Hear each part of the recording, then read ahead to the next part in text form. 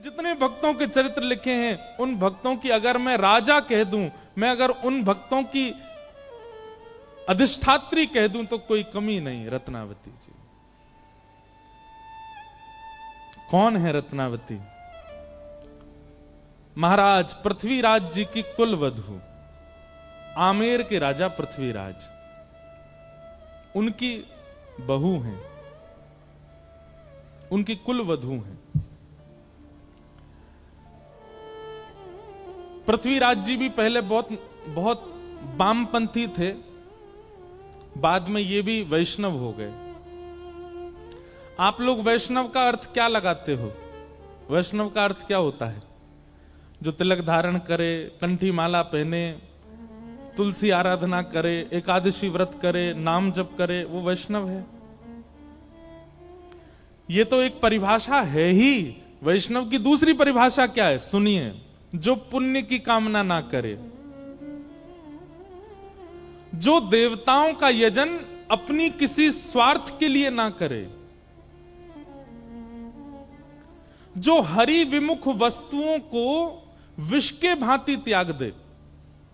समझ रहे हैं बात को? जो हरि से विमुख हैं उनको विष के भांति त्याग दे। वैष्णव कभी पुण्य नहीं करता, वैष्णव आराधना करता, भक्ति करता, सेवा करता, पूजा भी नहीं करता, वो वैष्णव है। तो महाराज पृथ्वीराज जो थे ये पहले नास्तिक थे, और नास्तिक नहीं थे, एक गुरुजी थे इनके, लेकिन वो गुरुजी तांत्रिक थे। तंत्र विद्या पर इनकी ज्यादा रुचि थी, और इनके गुरुजी का नाम था तारानाथ। बहुत ध्यान से सुनना। परंतु इनकी जो पत्नी थी वो वैष्णव थी। प्राचीन काल में राजाओं को एक ही चीज दिखती थी, कैसे भी हमारा जो राज शासन है वो बना रहे, उस पर कोई आक्रमण ना करे, और इस राज शासन की रक्षा के लिए जो दायित्व उठाएगा वो हमारे गुरुजी। सब लोग इधर देखो, बहुत सावधानी से सुनो। मतलब गुरु भी स्वार्थ से ही बनाते थे। तो पृथ्वीराज राजा ने तारानाथ जी को अपना गुरु बनाया, लेकिन उनकी पत्नी वो वैष्णव थी। उनके गुरुजी थे कृष्णदास पेहारी जी। ठीक है, पति पत्नी के गुरु अलग होना, ये इसमें कोई दोष नहीं है। अगर पत्नी हरिदासी है और पतिदेव रामानंदी हैं, या पतिदेव गौड़िया वैष्णव हैं और पत्नी जो है वो हरिवंशी है, कोई दिक्कत नहीं है। दोनों वैष्णव हैं तो अच्छा है। लेकिन दिक्कत हो जाती है जब एक वैष्णव है और दूसरा जो है वो वैष्णव नहीं है, दूसरा या तो नास्तिक है या किसी और पथ का है, तो बहुत दिक्कत होता है निर्वहन करना। इसलिए हम निवेदन करते हैं कि भाई अभी जितने युवा हैं, अगर तुम वैष्णव हो तो भाई घर वालों से ये कह दो, पैसा वाला हो, सुंदर हो, धनवान हो, पढ़ा लिखा हो, ये सब बाद की बात, वैष्णव हो। वैष्णव साथ रहे तो ज्यादा अच्छा है। तो पत्नी तो थी वैष्णव, लेकिन श्री पृथ्वीराज जी महाराज जो थे वो तांत्रिक गुरु जी के चेला थे। कभी बलि चढ़वाते थे उनसे, कभी आधी रात बुलवा करके भिन्न भिन्न प्रकार के हवन करवाते थे, कभी कुछ करवाते, कभी कुछ करवाते। और पृथ्वीराज का तांत्रिक विद्या से राज शासन बचा भी हुआ था। उसको और विश्वास हो गया अपने गुरुजी में।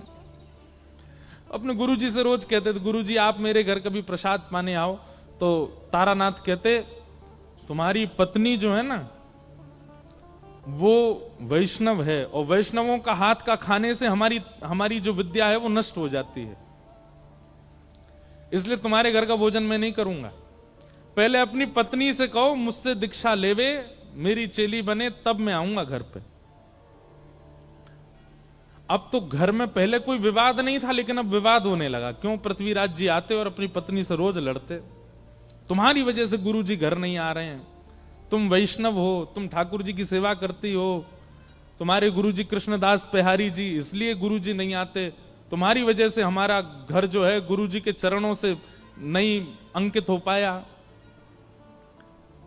अब पत्नी कहे मुझे आपके गुरु जी से कोई दिक्कत नहीं, आप किन्हीं को भी भजो, लेकिन अब मैं एक बार दीक्षा ग्रहण कर चुकी, मैं वैष्णव परंपरा में आ चुकी, मैं कैसे त्याग दूं?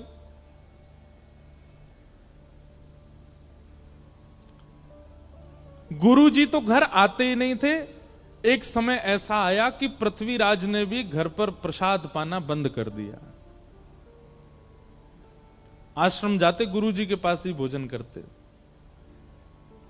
अब इससे परेशान हो गई उनकी पत्नी, अब क्या करें?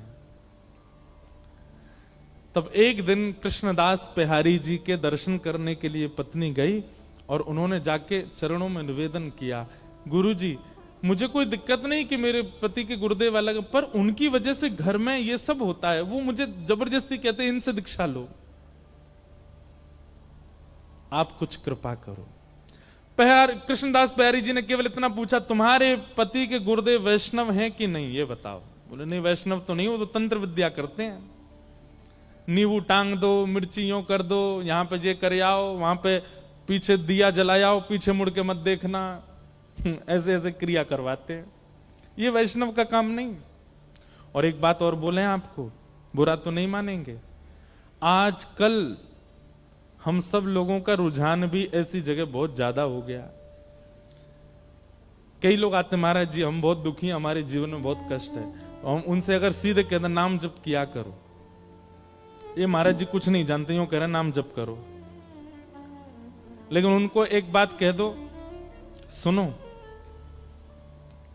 आगामी सोमवार से रात के 12 बजे स्नान करना। अच्छा, फिर कोरे वस्त्र पहनना जो पहले नहीं पहने हों, ठीक है, और बाल गीले ही रहने देना, सुखाना मत, कोई है नहीं ऐसे ही है, बाल गीले रहना। अच्छा ठीक है, गीले रहेंगे, शैम्पू लगाएं कि नहीं, लगा लेना। और फिर एक शुद्ध आसन लेना, उस पर बैठ जाना। अच्छा सीधे बोल दिया आसन पर बैठ के नाम जब, तो भी नहीं, आगे 2 पात्र रखना, एक पात्र में पूड़ी रखना, दूसरी पात्र में रोटी रखना, एक पात्र में अचार रखना, दूसरे पात्र, ऐसे 2-4 आइटम बता दो, और फिर बैठ करके हरे कृष्ण कृष्ण कृष्ण हरे हरे, हरे राम राम राम, इसकी 108 माला करना। सांचे गुरु जी हैं, बिल्कुल बिल्कुल सही बता, गीले बाल, नए वस्त्र, रात के 12 बजे, बस इसलिए नाम जप हो जाएगा। महाराज जी पूड़ियों का क्या करना है, सुबह उठ करके गैया को खवा देना, तुम्हारे सारे संकट मिट जाएंगे। बस महाराज दीक्षा कब दे रहे हैं गुरु जी आप तो ज्यादा जानकार हैं। मतलब हमको सीधे सीधे कह दिया जाए कि नाम जप से कल्याण होगा, तो हम लोगों में विश्वास नहीं उठता। और वही बात यदि 4 जगह घुमा करके कुछ ऊट पटांग बातें बोल के कह दी जाए तो हम मान लेते हैं।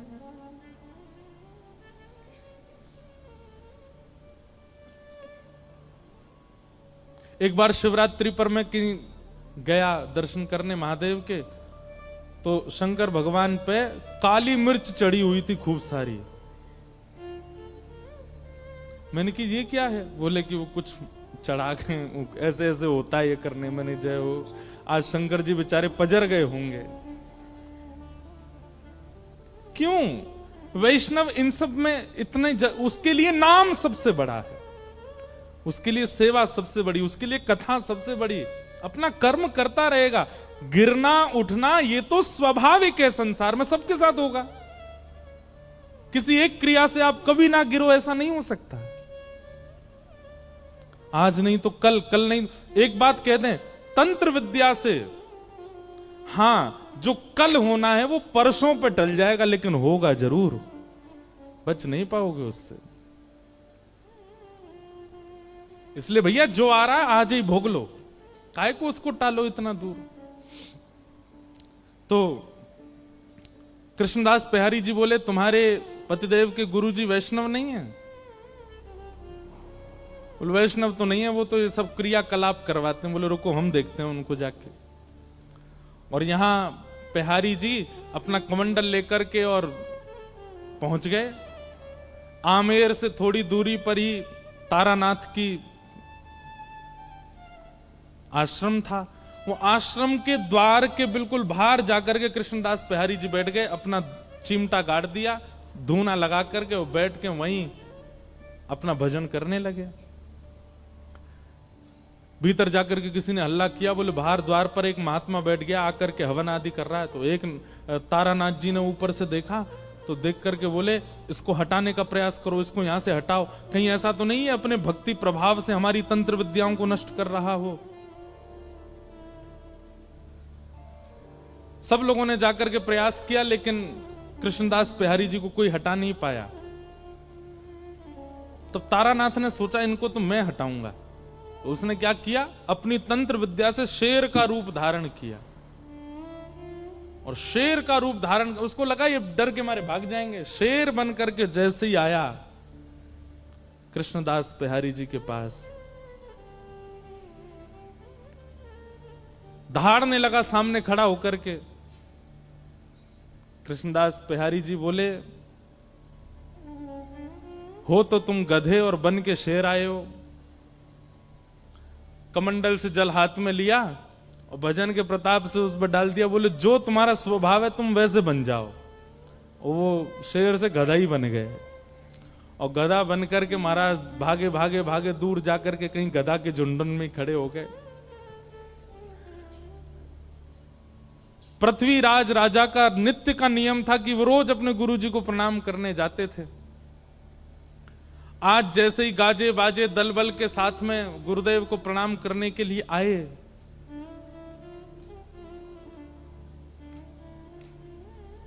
तभी पृथ्वीराज राजा ने देखा कि गुरुदेव के आश्रम के द्वार पर कोई महात्मा बैठा है, और मंदिर के जितने और संत थे वे सबरे हाथ जोड़ करके रो रहे हैं सामने बैठ के। पृथ्वीराज अपने घोड़े से उतरे, बोले कि क्या हुआ, और ये महात्मा कौन है, गुरुजी कहां हैं? बोले हमारे गुरुजी शेर बन के आए थे इनको डराने के लिए, पर इन्होंने कुछ कर दिया, गुरुजी मिल नहीं रहे, पता नहीं कहां चले गए। पृथ्वीराज रोने लगा, गुरु के प्रति बड़ी निष्ठा थी उनकी। बोले भगवान मेरे गुरुदेव कहां है? बंधु एक बात और कहें, गुरु की परख भी कथा से होती है। हम दीक्षा नहीं देते अभी, और बहुत सारे बच्चे चाहते हैं कि दें। हम कहते पहले कथा सुनो, और कथा सुनते सुनते सुनते सुनते एक दिन ऐसा होगा, या तो स्वप्न में, या तो अनुभव में, या तो दृष्टि में। अभी क्या होता है कि कथा से आपके ऊपर प्रभाव ऐसा पड़ता है, आपको लगता है यही गुरुजी बढ़िया है, इन्हीं कोई गुरु बनाओ जो कथा सुना रहे हैं। नहीं, ये गुरु शिष्य का संबंध प्रभाव देख करके नहीं करना है। गुरुजी अपने आप आपके चित्त में प्रकट होंगे, अपने आप आपको ऐसा कुछ होगा, जिनकी दृष्टि, जिनका स्वभाव, जिनकी चाल चलन, जिनका रूप, जिनकी वाणी आपको स्थिर कर दे, और कोई भावना चित्त में प्रकट ना हो, समझ जाओ वही आपके गुरु हैं। उन्हीं के प्रति गुरु भाव रखो, गुरु निष्ठता रखो।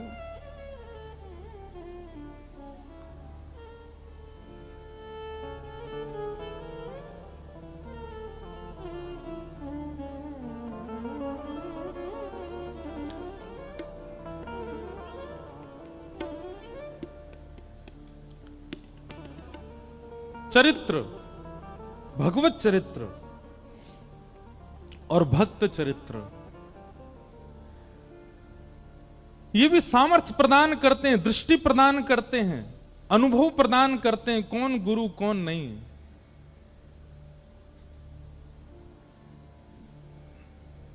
बहुत सावधानी से सुनो।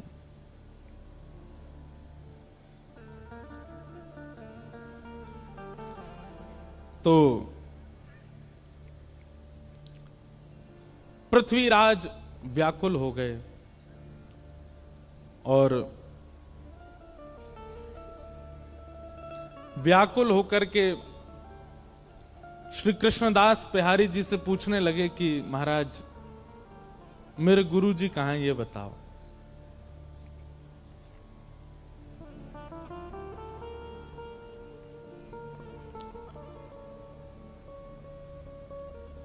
मैं निवेदन कर रहा था कि गुरु बोध भी सत्संग कराता है। कई बार कई लोग ऐसे प्रभाव में पढ़ करके भी गुरु बना लेते हैं और फिर बाद में उनको लगता है कि शायद हमारे जीवन में परिवर्तन नहीं हो पाया। गुरु वही जो हरि सो मिलावे, गुरु वही जो भक्ति मार्ग दिखावे, गुरु वही जो वृंदा विपिन बसा दे, जो वृंदावन बसा दे, सब छुड़वा दे तो वृंदावन ही प्रिय लगने लग जाए, वही गुरु है। गुरु वो नहीं जो अपनी आराधना प्रधान रखे। कई लोगों के वचन ऐसे होते हैं कि उनके वचनामृत सुन के वो प्रिय लगने लगते हैं, पर वचनामृत वो श्रेष्ठ जिनके वचनामृत से श्री कृष्ण प्रिय लगने लगे, जिनके वचनामृत से श्री जी प्रिय लगने लगे, वो वचन श्रेष्ठ। तो पृथ्वीराज गलत गुरु बना चुके हैं अपने जीवन में। आज पेहारी जी के सामने जाकर के बोले, महाराज मेरे गुरु जी कहां हैं? मैं आपसे कुछ नहीं चाहता, अपने पूरे आमेर के किले को आपके चरणों में न्यौछावर कर दूंगा, बस मेरे गुरुदेव का पता बता दीजिए वो कहां है।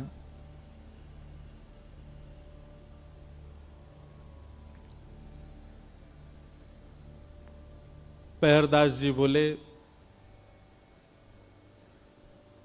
तुम्हारे गुरुजी अब गधा बन गए हैं। पृथ्वीराज सुनकर के पहले तो गुस्सा हो गया, बोले ये क्या बोल रहे हैं आप? बोले हम सत्य बोल रहे हैं, ढूंढ लो, नहीं तो तुम तो राजा हो, पूरी सेना लगा के ढूंढ लो, तुम्हारे गुरुजी मिल जाएं तो। पृथ्वीराज ने यही किया, पूरी सेना लगा दी, 3 दिन निकल गए लेकिन गुरुजी नहीं मिले। अंत में आके बोले बताइए ना कहां? बोले हम तुम्हें बता रहे हैं, तुम्हारे गुरुजी गधा बन गए। तो बोले गधा बन के भी तो कहीं गए होंगे। बोले गधाओं के झुंड में जाके ढूंढो, मिल जाएंगे। बोले पता कैसे लगेगा? हाँ ये हमारे गुरुजी हैं। तो तुम्हारे गुरुजी क्या करते थे? कानन में कुंडल पहनते थे, पैरों में कड़ूला, हाथ में कड़ूला पहनते थे। बोले हाँ, जो 4 कड़ूला वाले कान में कुंडल वाला गधा वही तुम्हारे गुरुजी हैं, जाओ ले आओ। पृथ्वीराज गया, गधों की खोज करने लगा। तभी एक दूर गधा बैठा था, नेत्रों से आंसू गिर रहे थे, उसके कानों में कुंडल थे, हाथों में कड़ूला। पृथ्वीराज गिर गया, जय हो गुरुदेव, मेरे गुरुदेव मिल गए। लेकर के पेहारी जी के पास आया, बोले ये आपने क्या कर दिया मेरे को? बोले देखो हम तुम्हारी नेत्र खोलना चाहते हैं। ये तंत्र विद्या में पड़े हुए और दुनिया भर के इन सब कार्यों में पड़े हुए ये गुरु नहीं हो सकते हैं। गुरु वही जो हरि सो मिलावे। क्षमा कीजिए, एक तो आपकी भी गलती है, आपकी नहीं मतलब हम तो पूरी दुनिया को ही कह रहे हैं, गलती है कि हम गुरु से भी केवल अपनी जिज्ञासाएं ही क्यों पूछते हैं। हमारे घर में सब सुखी हो जाए, सब अच्छा हो जाए, यही याचना क्यों करते हैं? कभी ये क्यों नहीं कहते कि चलिए भले ही हमारे घर में सब कलेश हैं, हमारे घर में सब व्यथित है, हमारे काम नहीं बनते, पर ये सब छोड़िए, ये बताइए हरि कब मिलेंगे, ठाकुर जी कब मिलेंगे?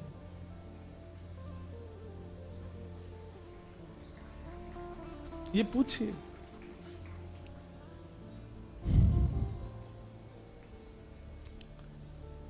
पेहारी जी ने कहा, तुम्हारे गुरुजी तंत्र विद्या बहुत जानते थे, इनसे कह दो अपने आप अपने रूप में आ जाएं। तो गधे को पकड़ के अब पृथ्वीराज कह रहे, गुरुजी आप आ जाइए अपने रूप में, दिखा दीजिए इनको। गुरुजी सिर हिलाने लगे, बोले मैं नहीं आ पा रहा हूं। तो पेहारी जी के चरणों में कहा कि मेरे गुरुदेव को पुनः आप मानव बना दीजिए, मैं वचन देता हूं मैं आपका शिष्य हो जाऊंगा, मैं वैष्णव हो जाऊंगा, पूर्ण वैष्णव हो जाऊंगा।